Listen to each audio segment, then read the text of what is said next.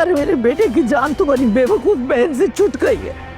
फ़िज़ा जब अपनी फूफो को कॉल करेगी और कहेगी कि फूफो जान आप मुझे अरहम भाई का नंबर दे दें या उससे बात करवा दें, क्योंकि मेरा बात करना उनसे बहुत ज़्यादा लाजमी है। लेकिन वो कहेगी कि तुमने अब बात कर क्या करना है, तुम्हारी भाभी ने जो कुछ किया क्या वो कम था। कहती है कि मैंने अपनी बेटे की एंगेजमेंट कर चुकी हूँ और शुक्र है मेरे बेटे की तुम लोगों से जान छूट गई है। किस तरह से तुम लोगों ने हमें जलील किया था, किस तरह से तुम्हारी भाभी ने हमें घर से निकलवाया था, तो तब तुम लोग कहाँ थी। अगर तुम्हारी बहन ने मेरे बेटे का साथ देना होता तो वो दे चुकी होती। फ़िज़ा पत बहुत ज़्यादा परेशान हो जाएगी और कहेगी कि फूफा जान प्लीज़ आप मेरी बात सुन लें। लेकिन वो कहेगी कि मैं अपने बेटे को संभाल चुकी हूँ, आप अपनी बहन को संभाल करके अब हमारा तुम लोगों से कोई रिश्ता वास्ता नहीं है।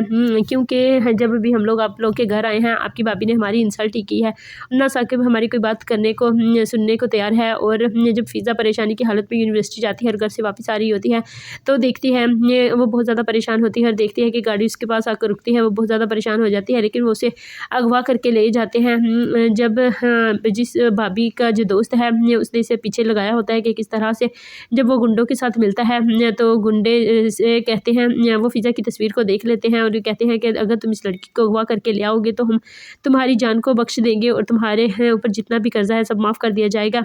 अब वो शख्स फ़िज़ा को अगवा करने के लिए वो गुंडों को भेजता है, कहता है कि मैं सारा आप लोगों को पूरी तफसील दे दूँगा। इस सब में इनकी भाभी भी भरपूर शामिल होती है। वो यही चाहती है कि फ़िज़ा की शादी इसके भाई से ना हो, इस वजह से उसे किडनैप करवा देती है और कहती है कि इसे गुंडों के हवाले कर दो या फिर कहीं दूर ले जाओ, लेकिन इस घर में ना लेके आना, क्योंकि मैं नहीं चाहती मेरी भाई की शादी इससे हो।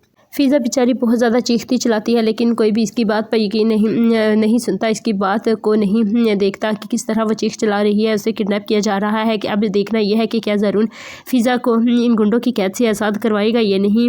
क्या ज़ारून फिर इसे ज़िंदगी में अपनी में शामिल करेगा या फिर अपनी बहन की बातों में आकर फ़िज़ा को छोड़ देगा, या फिर फ़िज़ा बेचारी इस तरह से रोती रह जाएगी कि किस तरह से उसने ज़ारून से इतनी ज़्यादा मोहब्बत की और इसने इस पर बिल्कुल भी यकीन नहीं किया।